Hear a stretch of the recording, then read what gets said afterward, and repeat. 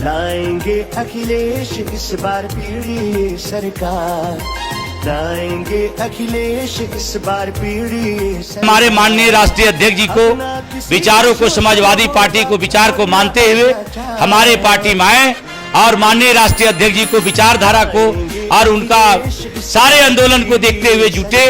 और मैं सभी को आह्वान करता हूं कि समाजवादी पार्टी में सदस्यता ग्रहण करके मजबूत करें। जय समाजवाद, जय अखिलेश। आइए समाजवाद से जुड़िए, समाजवादी बनिए। इस जात पात से जोड़ दिया सुप्रीम कोर्ट को। सुप्रीम कोर्ट धज्जियां उड़ा दिया भाजपा के लोगों ने कि निशिकांत दुबे जी को तुरंत सदस्यता से बर्खास्त किया जाए। भारतीय जनता पार्टी का इतना मनोबल बढ़ गया है और इनको लग नहीं रहा है कुछ कानून व्यवस्था। ये लोग जो चाह रहा है सो बोल वाले सुन लो, एकदम अत कर दिया ये लोग, हद पार से। मैं कहना चाहता हूं कि ऐसे लोगों पर कठोर से कठोर कार्रवाई होनी चाहिए और निशिकांत दुबे जी का सदस्यता रद्द होना चाहिए। ये कांग्रेस पार्टी का। सुप्रीम कोर्ट पर भाजपा सांसद निशिकांत दुबे की टिप्पणी पर झारखंड सरकार के मंत्री डॉक्टर इरफान अंसारी का तीखा पलटवार। इरफान अंसारी ने कहा कि भाजपा सांसद अब कोर्ट से भी बड़े हो गए। उन्होंने बयान को निंदनीय बताते हुए केंद्र सरकार से निशिकांत दुबे को बर्खास्त करने की मांग की। मंत्री ने आरोप लगाया कि भाजपा नेता सुप्रीम कोर्ट पर पक्षपात और जात पात का आरोप लगाकर अल्पसंख्यकों के अधिकारों पर हमला कर रहे हैं। देखिए इरफान अंसारी ने क्या कहा। जैसा कि आप सबको मालूम है कि एक दिन पहले गोड्डा के सांसद निशिकांत दुबे जी ने जो बयान दिया, इससे ये लग रहा है कि हमारा जो लोकतंत्र है वो खतरे में आ गया है। भारतीय जनता पार्टी संवैधानिक ढांचे के साथ साथ अब कानून व्यवस्था पर भी उंगली उठा रही है। सुप्रीम कोर्ट, उच्चतम न्यायालय पर भी कानून व्यवस्था पर हाईजेक करने का प्रयास किया गया है, जो निश्चित तौर पर यह दर्शाता है कि भारतीय जनता पार्टी और इनके जो बड़बोले सांसद हैं, ये लोग संविधान से भी ऊपर हो गए, कानून से भी ऊपर हो गए, हाई कोर्ट, सुप्रीम कोर्ट से भी ऊपर हो गए। सुप्रीम कोर्ट पर हमला किया इन लोगों ने। तो फिर देश कहां बचेगा? हम कहां जा रहे हैं? एक सांसद को शोभा नहीं देता।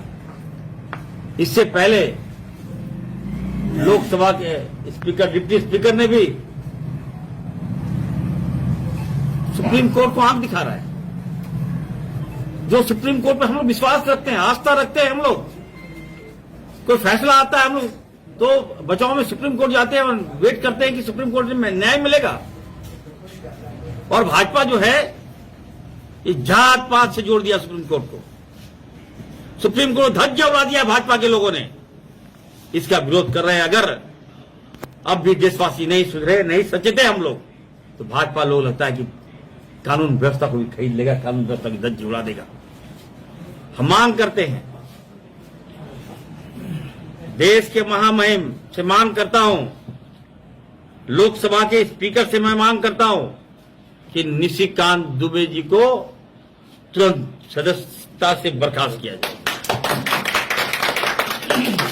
आज आप देखिए, न्यायपालिका, कार्यपालिका और विधायिका, ये समन्वय है। पार्लियामेंट में कानून बनता है, विधानसभा में कानून बनता है, लेकिन इंप्लीमेंट कौन करता है? न्यायपालिका, जजेस इंप्लीमेंट करते हैं।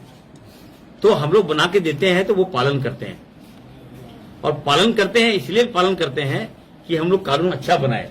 जब आप कानून की धज्जियां उड़ा दीजिएगा, पार्लियामेंट में गलत कानून। एक बात मैं बता रहा हूँ कि निशिकांत दुबे जी ने क्या बयान दिया है तो मैं अच्छी तरह से नहीं जानता हूँ। मैं भी सुन रहा हूँ कि बयान दिया है, लेकिन कांग्रेस किस मुंह से सब बातें बोलती है?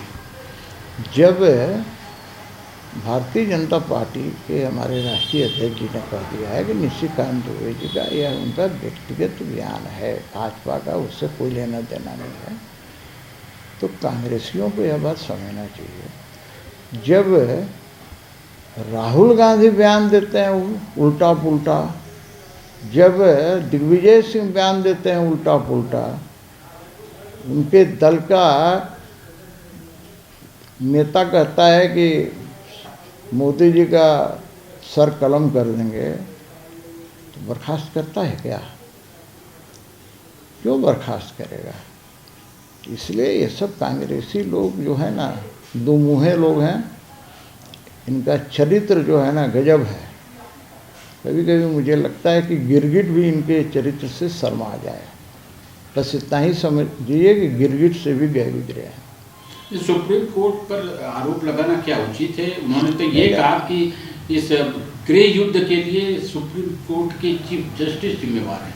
ये मैंने नहीं सुना है, लेकिन मेरा इतना कहना है कि जरूर कि माननीय उच्चतम न्यायालय या कोई भी न्यायालय हो, उसका भारतीय जनता पार्टी सम्मान करती है और किसी को भी मेरी समझ से न्यायालय पर डायरेक्ट किसी तरह के बात करना, टिप्पणी करना अच्छी बात नहीं है। कोई भी करे, तो मैं यही कहूँगा कि इन सब चीज़ों से बचना चाहिए। हाँ, लेकिन ये बात सही भी है कि जिस प्रकार से माननीय उच्चतम न्यायालय ने अभी एक निर्देश दिया राष्ट्रपति को और महामहिम राज्यपाल को कि आप 3 महीने के अंदर जो आपके विचारार्थ जो विधेयक आएगा, बिल आएगा, उसको आपको या तो उस पर मुहर लगानी है या उसको रिजेक्ट करना है। उसी प्रकार बेहतर यह होता कि माननीय उच्चतम न्यायालय यह भी निर्देश देती कि भाई चाहे सुप्रीम कोर्ट हो, चाहे हाई कोर्ट हो या लोअर कोर्ट हो, उसमें भी 3 महीना से ज़्यादा कोई भी केस पेंडिंग नहीं रहेगा, उसका निष्पादन 3 महीने के अंदर कर दिया जाएगा।